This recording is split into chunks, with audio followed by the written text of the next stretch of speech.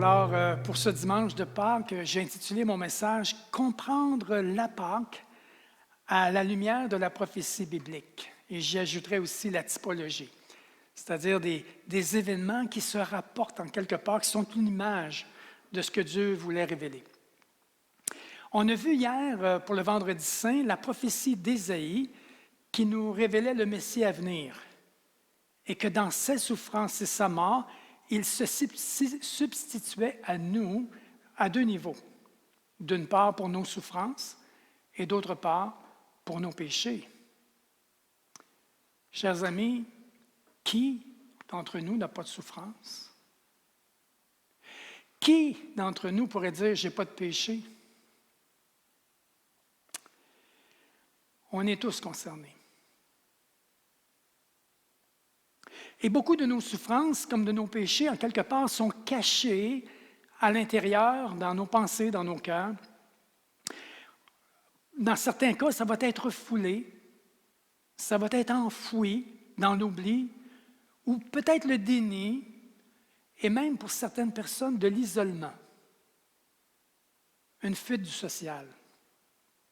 Ou ça peut être carrément exprimé d'une façon complètement différente. Ça peut se manifester dans la colère, dans le rejet des autres, dans un matérialisme excessif, dans un perfectionnisme qui devient maladif, ou dans la fuite dans les plaisirs qui sont absolument inassouvissable, et je dirais souvent autodestructeurs. Alors, ce message est un message d'espérance. Pourquoi? Parce que c'est la raison de la venue de Jésus. Il est venu nous libérer de tout cela. Et à travers la Pâque, nous allons voir le moyen que Dieu a prévu et choisi pour nous libérer complètement de cet esclavage-là et de la souffrance et du péché. Alors, plongeons donc ensemble dans les prophéties et certaines typologies qui sont des rapprochements, qu'on va voir, qui nous feront comprendre et voir toute la réalité de la Pâque.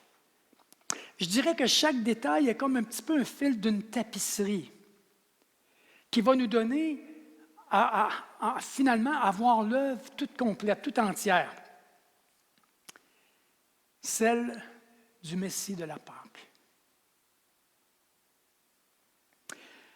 Après être ressuscité, 3 jours après avoir été crucifié après sa mort, Jésus est apparu à ses apôtres et leur a dit « Il fallait que s'accomplisse tout ce qui est écrit de moi dans la loi de Moïse, dans les prophètes et dans les psaumes. » Alors, il leur ouvrit l'esprit afin qu'ils comprennent les Écritures.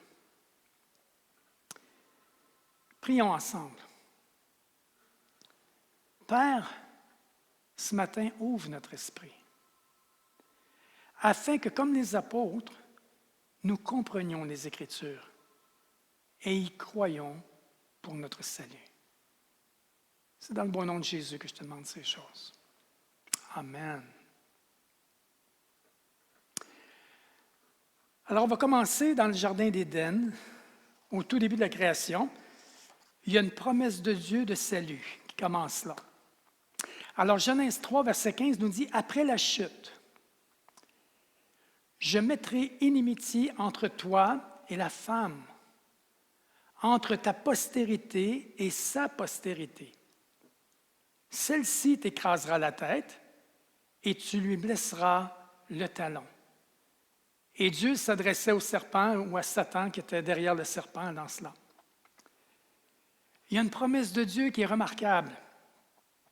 Ici, la soumission à Satan à cause de la chute, la désobéissance d'Adam et Ève qui vient de s'effectuer, Dieu dit, elle sera à nouveau renversée.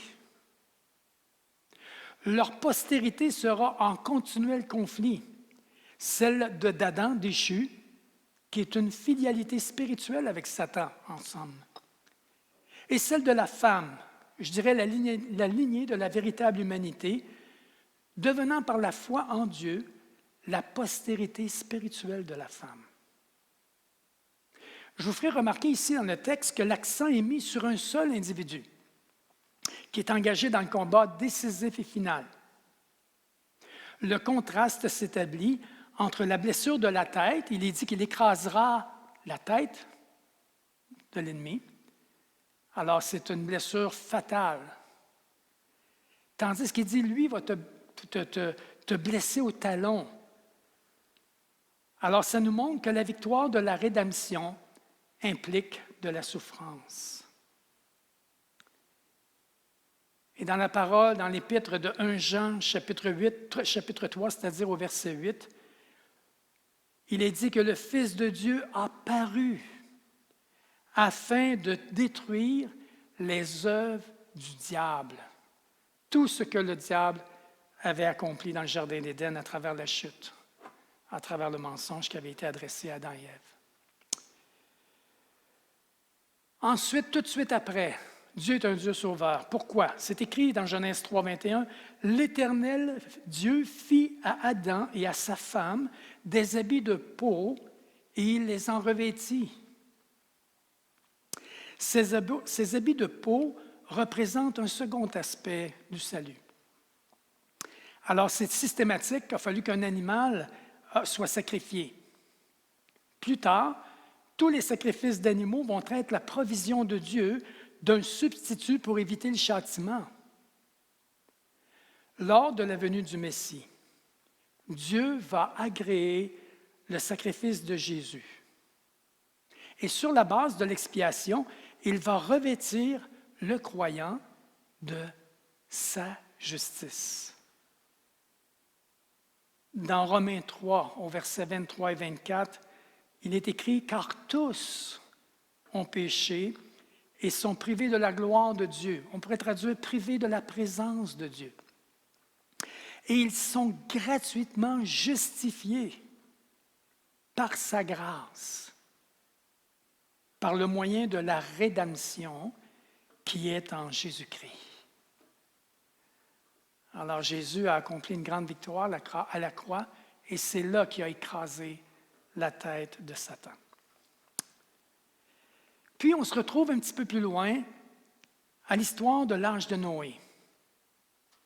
Et sachez que ce n'est pas un mythe, c'est une réalité parce que Jésus le rapporte dans le Nouveau Testament. La question qu'il faut se poser, pourquoi Noé et pourquoi l'arche? Dans Genèse 6 au verset 13, Dieu dit à Noé ceci. « La fin de toute chair est arrêtée devant moi, car ils ont rempli la terre de violence. » Alors l'homme était rempli de méchanceté. Et c'est dit que Dieu regretta d'avoir fait l'homme.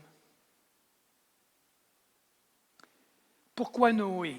Et là, je vous amène en Genèse 6, 9, juste quelques versets auparavant. C'est écrit que Noé était un homme juste et intègre dans son temps. Noé marchait avec Dieu. Dans le Nouveau Testament, dans Hébreux 11, au verset 7, il nous a dit quelque chose d'important. C'est par la foi encore, que Noé, divinement averti des choses qu'on ne voyait pas encore, c'est-à-dire le déluge, ça y a peu au-delà de 100 ans à bâtir l'arche, et Noé, saisi d'une crainte respectueuse, construisit l'arche commandée par Dieu pour sauver sa famille. Car par elle, l'arche, c'est par elle qu'il condamna le monde et devint héritier de la justice qui s'obtient par la foi. Donc, l'arche était le bateau du salut pour Noé et sa famille. J'aimerais vous dire ce matin que la croix de Jésus représente cette arche. Dans Matthieu 18, au verset 11, il est écrit « Car le Fils de l'homme est venu sauver ce qui était perdu. » C'était la mission du Sauveur. Jésus a ouvert la porte de l'arche, celle du royaume des cieux. Il dit dans Matthieu 24, 14, « Cette bonne nouvelle du royaume sera prêchée dans le monde entier pour servir de témoignage à toutes les nations. Alors viendra la fin. » Comme l'arche de Noé a servi de témoignage pour les gens de son temps, de la colère de Dieu envers la méchanceté des hommes. Et parce qu'ils ne se sont pas repentis, ils n'ont pas entré dans l'arche. Et pourtant, Noé avait prêché le message de Dieu. Il les avait avertis. Chers amis, cette porte est encore ouverte. Elle est encore ouverte pour vous ce matin. La Bible nous dit que nous sommes dans le temps de la grâce, la dernière période avant les temps de la fin. Cette porte est la seule porte et elle est étroite.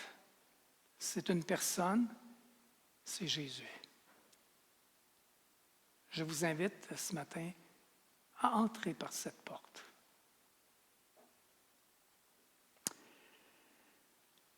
On continue un petit peu plus loin, où la parole de Dieu nous dit, dans Galates 3:8, on nous parle de la semence d'Abraham et de la descendance de David. Paul nous rappelle la promesse à Abraham qui avait été faite. Dans Galates 3:8, il est écrit qu'il serait une source de bénédiction pour toutes les nations. Ces paroles étaient une référence au Messie à venir et elles furent répétées à Isaac et à Jacob. Et d'ailleurs, dans l'Ancien Testament, on répétait constamment le Dieu d'Abraham, d'Isaac et le Dieu de Jacob. Il était le Dieu de la promesse.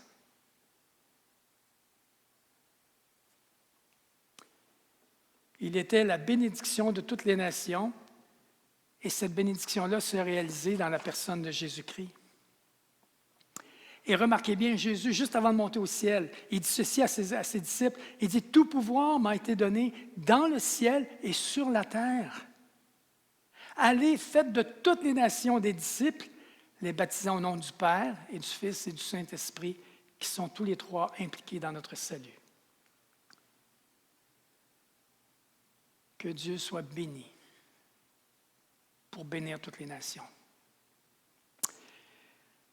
Après ça, on se retrouve avec le sacrifice d'Isaac, qui est le type de la croix. Abraham avait 100 ans et Sarah, son épouse, 90 ans quand ils ont eu Isaac. Et il était dit qu'Isaac était le fils de la promesse. Et Dieu avait promis à Abraham une grande descendance. Sauf qu'il était déjà âgé. On sait que la naissance d'Isaac était miraculeuse par cause de leur âge. Cependant, afin d'éprouver et d'affermir la foi d'Abraham, Dieu lui ordonna d'offrir Isaac en sacrifice. On retrouve ça dans Genèse 22, au verset 2. Dieu dit à Abraham, « Prends ton fils, ton unique, celui que tu aimes, Isaac, va-t'en au pays de Morija, et là, offre-le en holocauste sur l'une des montagnes que je te dirai. » Abraham a obéi par la foi en Dieu. En fait, on peut présumer qu'il croyait que Dieu le ressusciterait car il lui avait promis une descendance nombreuse. Et Dieu avait changé son nom de Abraham, qui voulait dire père de famille, à Abraham, père d'une multitude. On peut cependant comprendre la réaction d'Isaac qui est avec son père. Il dit, « Mon père, ils sont en train de monter la montagne que Dieu a montré pour le sacrifice. Il dit, « Mon père, voici le feu et le bois, mais où est l'agneau pour l'holocauste? » Abraham de lui répondre, « Mon fils, Dieu se pourvoira lui-même de l'agneau pour l'holocauste. » Et on sait que l'ange du Seigneur est intervenu, il l'a arrêté et il a fourni un bélier à la place du sacrifice d'Isaac. Cet épisode, vous savez, constitue une annonce prophétique du sacrifice du Messie. On dit que c'est un type de la croix. Remarquons bien ceci, les points de ressemblance. Isaac était le fils unique d'Abraham et il est offert à Morija. Morija, c'est le mont du Temple aujourd'hui à Jérusalem, tout près du Calvaire, tout près de Golgotha. Il porte le bois de son supplice, comme Jésus a porté sa croix.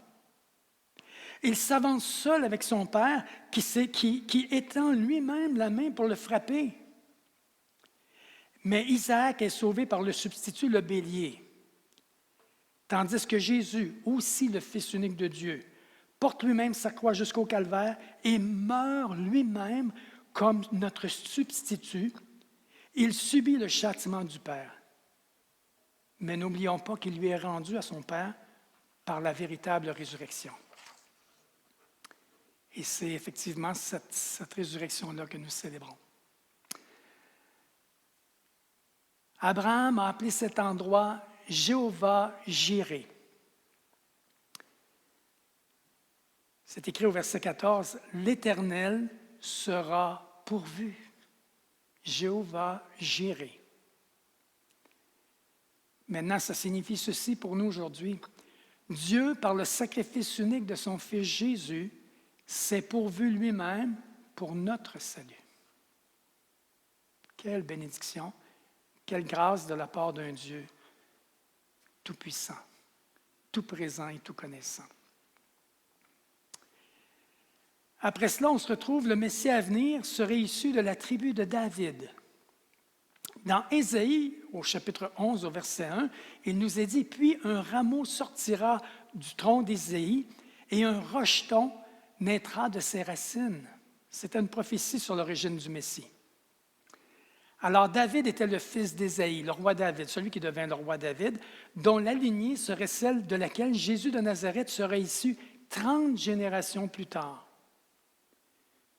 Jésus a accompli cette promesse.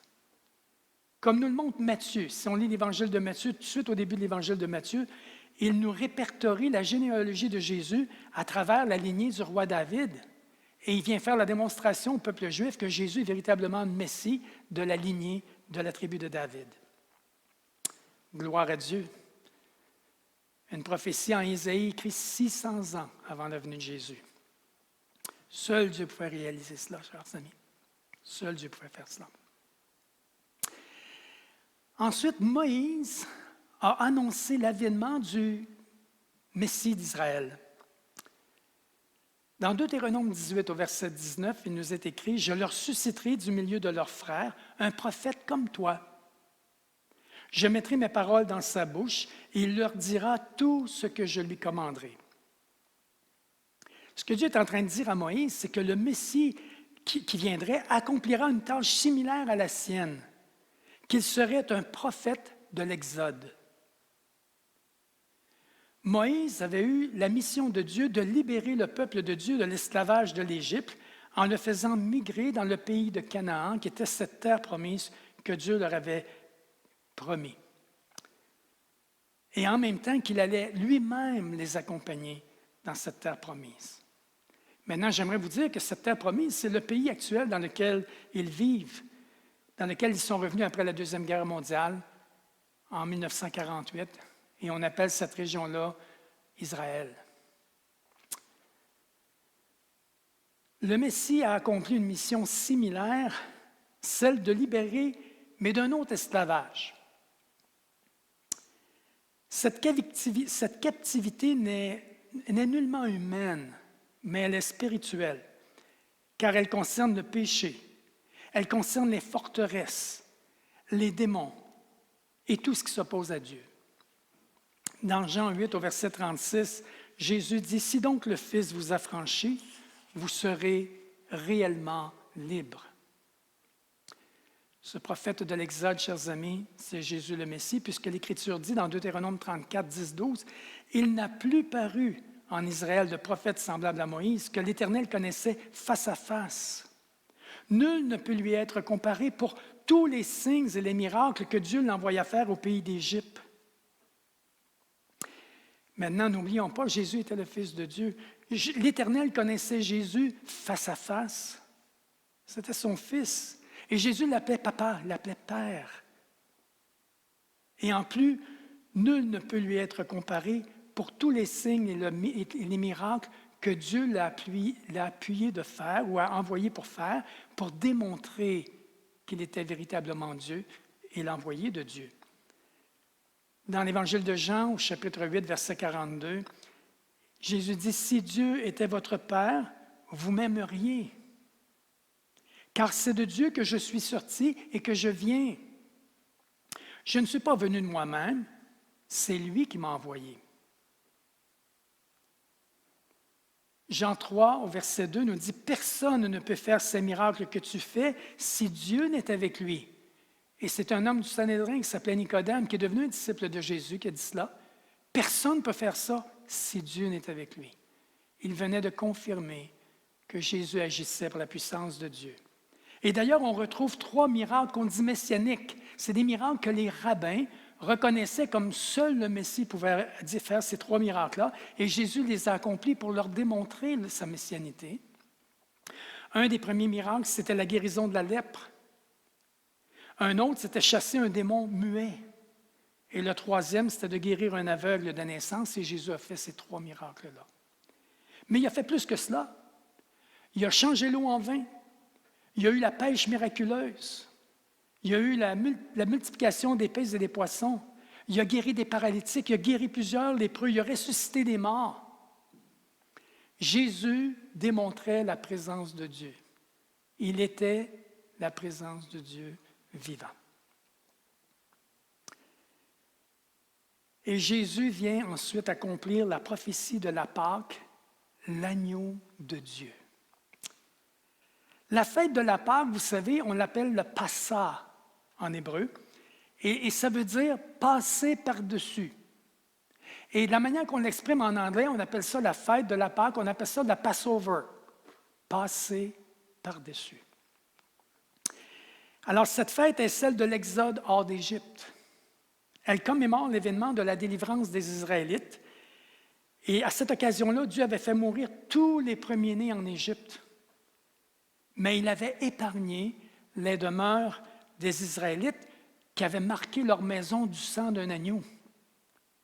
Et c'était une ordonnance de Dieu, que l'ange vengeur qui allait venir allait passer par-dessus toutes les maisons qui avaient le sang d'un agneau sur les linteaux de leurs portes. C'est seulement après cet horrible fléau qui était le 10e que Pharaon leur a demandé de partir. Alors Dieu, par ce signe, accordait au peuple la liberté et les guidait lui-même dans la terre promise. Dans Jean 1, au verset 29, Jean-Baptiste déclare ceci: « Voici l'agneau de Dieu qui enlève le péché du monde. Voici l'agneau de Dieu qui sauve. Voici l'agneau de Dieu qui libère. Enlever le péché du monde apporte une multitude de bonnes conséquences par rapport à cela. » Alors Jésus représente le sang de cet agneau à travers sa crucifixion. On dit que son sang a été répandu. Et sachons que c'est en ce même jour du calendrier hébreu, le jour où les agneaux pascals avaient été tués en Égypte, que Jésus fut arrêté, jugé et exécuté. Dans 1 Corinthiens, chapitre 5, verset 7, nous dit « Car Christ, notre Pâque, notre Passover, notre passé par-dessus, a été immolé. Car Christ, notre Pâque à nous, a été immolé. » Dans Jean 3, verset 36, « Celui qui croit au Fils a la vie éternelle. Celui qui ne croit pas au Fils ne verra point la vie, mais la colère de Dieu demeure sur lui. » Souvenez-vous que toutes les maisons qui n'avaient pas le sang sur les linteaux de leurs portes, le fils premier-né mourait dans cette maison-là des Égyptiens, alors que le peuple d'Israël a été épargné. Passover, passer. L'ange vengeur passait par-dessus les maisons. Maintenant, regardez bien, faites le lien avec moi. Grâce à cet agneau qui enlève le péché du monde, la colère de Dieu passe par-dessus ceux qui ont le sang de Jésus sur les linteaux de leur cœur. Ça signifie quoi? Qu'ils ont cru en son sacrifice. Ils sont ainsi libérés de l'esclavage du péché, qui représentait l'Égypte, et épargnés de la colère de Dieu. Quel privilège extraordinaire nous avons en Jésus-Christ. Tout de suite après, on a le passage de la mer Rouge, 3 éléments importants. Le passage de la mer Rouge, la manne et l'eau du rocher qu'on retrouve dans l'histoire d'Israël qui traverse le désert, où Dieu les dirige directement en étant présent vers la terre promise. Cela nous parle de la résurrection de Christ, qui nous ouvre le royaume de Dieu. Jean-Baptiste prêchait, vous savez, quand il prêchait la repentance, il dit « Repentez-vous, car le royaume de Dieu est proche. » C'était Jésus qui venait. Jésus venait instaurer ce royaume-là. C'était la porte ouverte sur la terre promise spirituelle que Jésus appelle la vie éternelle. Dans 1 Corinthiens, au chapitre 10, versets 1 à 4, il nous dit qu'ils ont tous été baptisés en Moïse dans la nuée et dans la mer, qu'ils ont tous mangé le même aliment spirituel et qu'ils ont tous bu le même breuvage spirituel, car ils buvaient à un rocher spirituel qui les suivait, et ce rocher était Christ. Suivez-moi bien ici.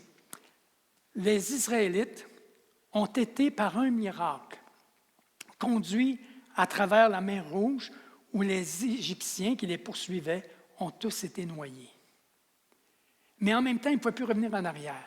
En même temps, c'était une nouvelle vie qui commençait pour eux, mais ils n'étaient plus des esclaves, ils étaient devenus des hommes libres, des hommes et des femmes libres. C'était la séparation de leur ancienne vie et la nouvelle vie qui commençait. Et on lit dans 2 Corinthiens 5, au verset 17, on dit « Si quelqu'un est en Christ », c'est la nouvelle vie qui commence. Il est une nouvelle création. Les choses anciennes sont passées. Le temps de l'esclavage est passé. Voici, toutes choses sont devenues nouvelles. Et c'est ce que la Bible appelle la vie de résurrection. Maintenant, ça continue. Traverser la mer Rouge était une chose. Mais la suite, c'était que Dieu a pourvu pour la nourriture la manne.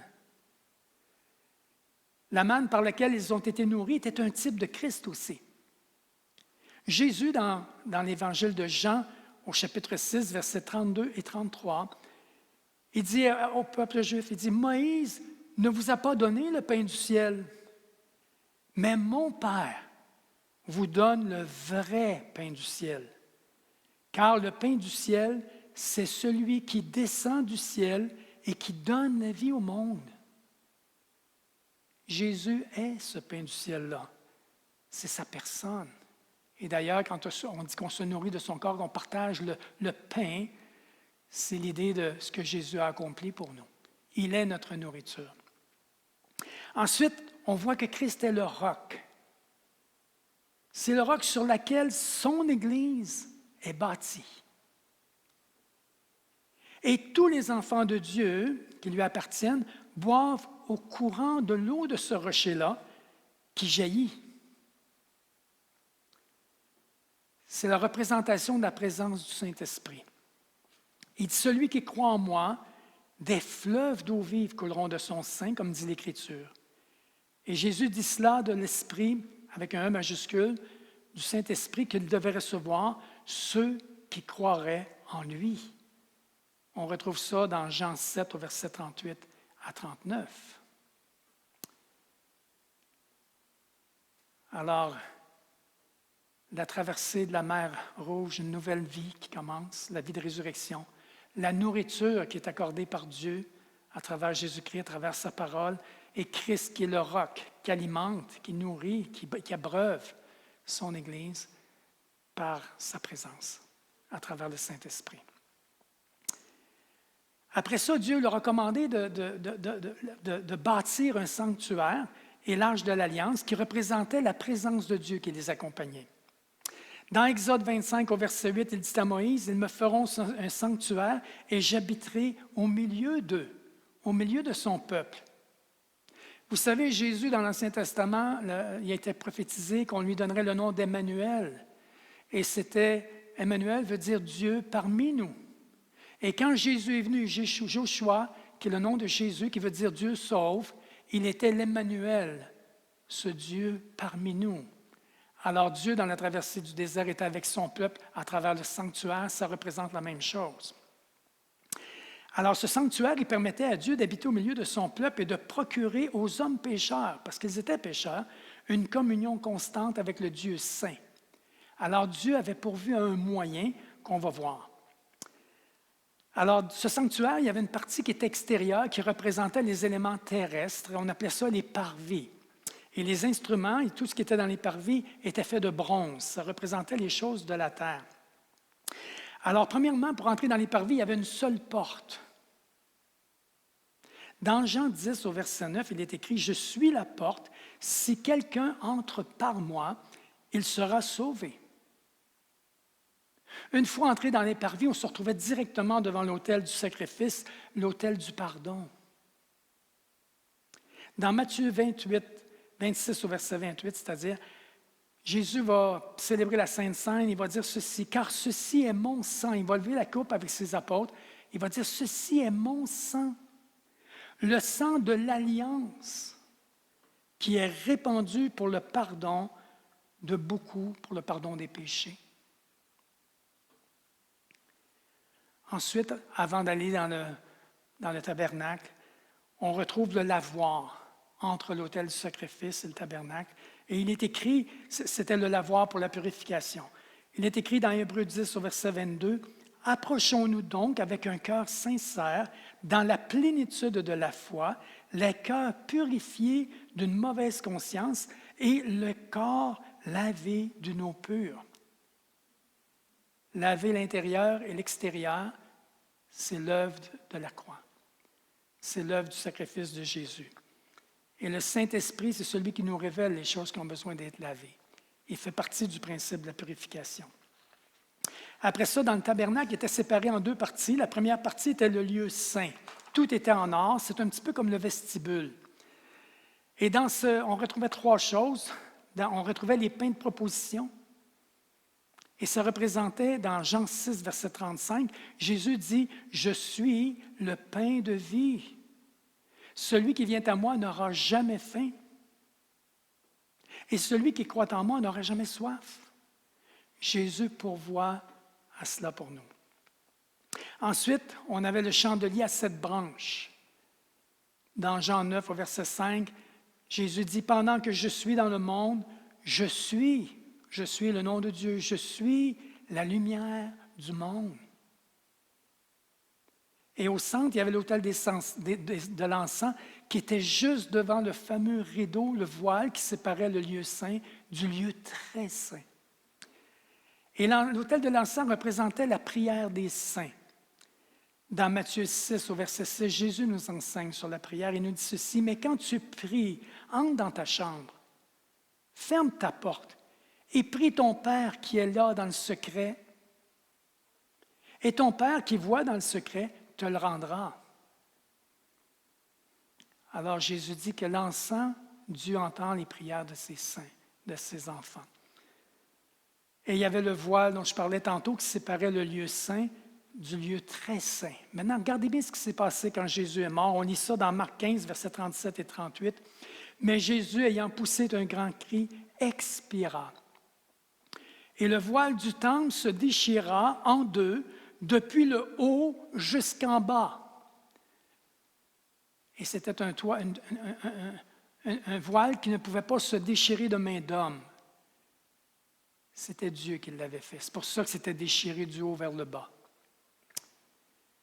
Dans Hébreux 10, au verset 19 à 21, il nous est dit, « Ainsi donc, frères, nous avons, au moyen du sang de Jésus, une libre entrée dans le sanctuaire au travers du voile. » Une libre entrée dans le lieu très saint. Le lieu où était l'arche de l'Alliance, qu'on appelle le lieu de la présence de Dieu.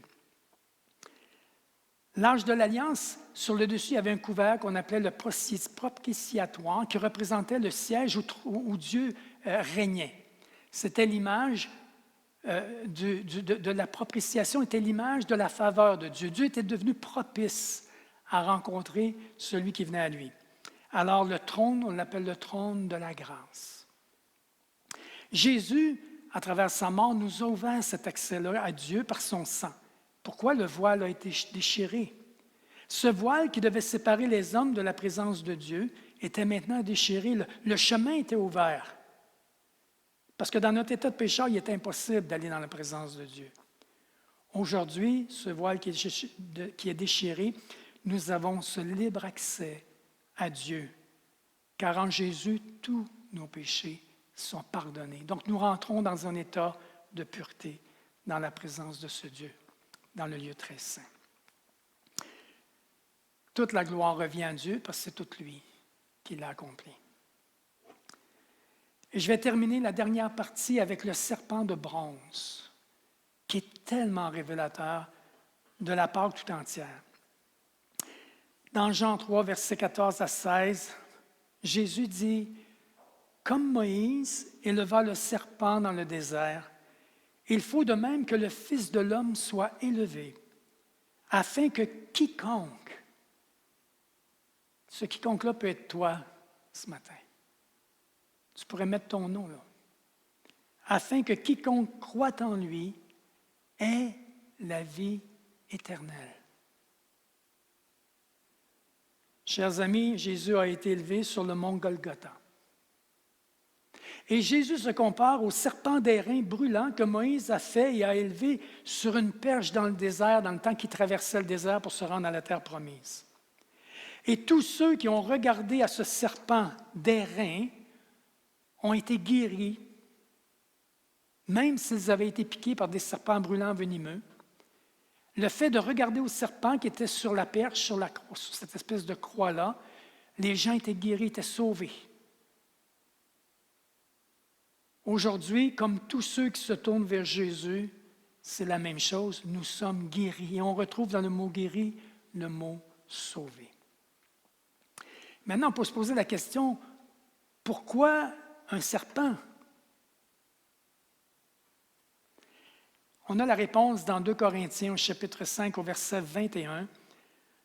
Parce que Jésus deviendrait péché pour nous, afin que nous puissions devenir justes.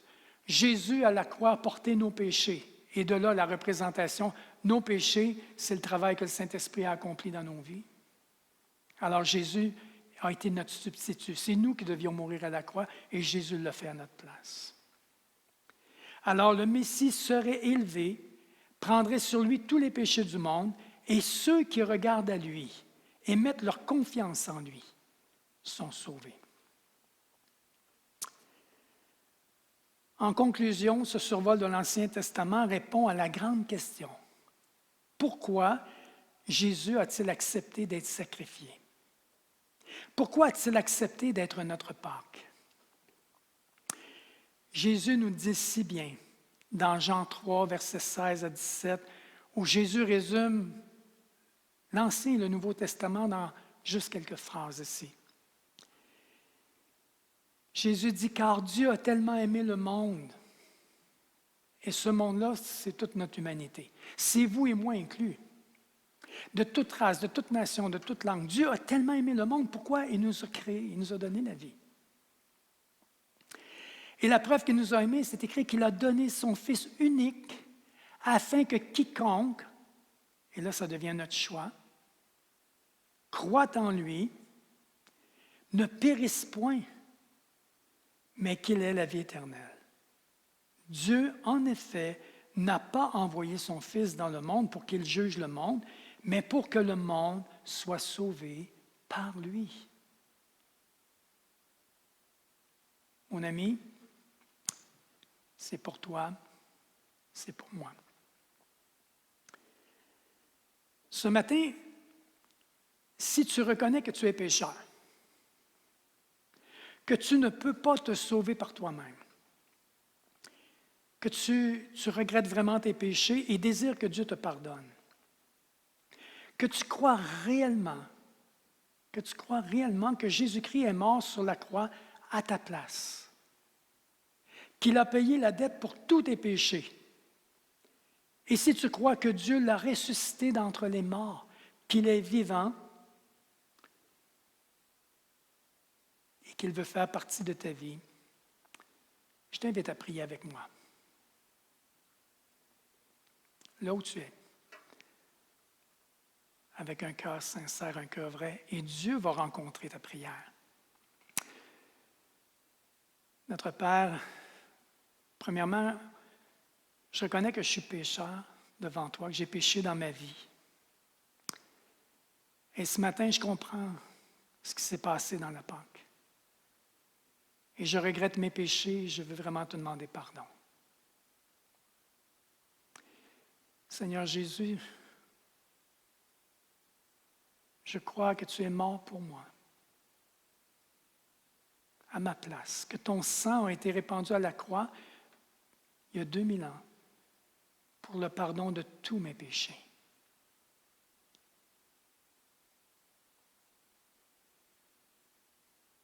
Et je crois de tout mon cœur que Dieu t'a ressuscité des morts, que tu es vivant et que tu peux venir changer ma vie.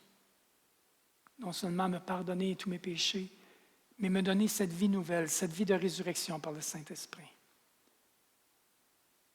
Cette vie éternelle, je la désire, je la veux. Il y a juste toi qui peux me la procurer. Aussi, ce matin, je t'ouvre la porte de mon cœur et je t'invite à entrer dans ma vie. À partir d'aujourd'hui, sois mon Sauveur et mon Seigneur. Et je te prie de faire de moi la personne que tu veux que je sois. Je te remercie pour le pardon de mes péchés. Je te remercie pour la vie éternelle. Amen.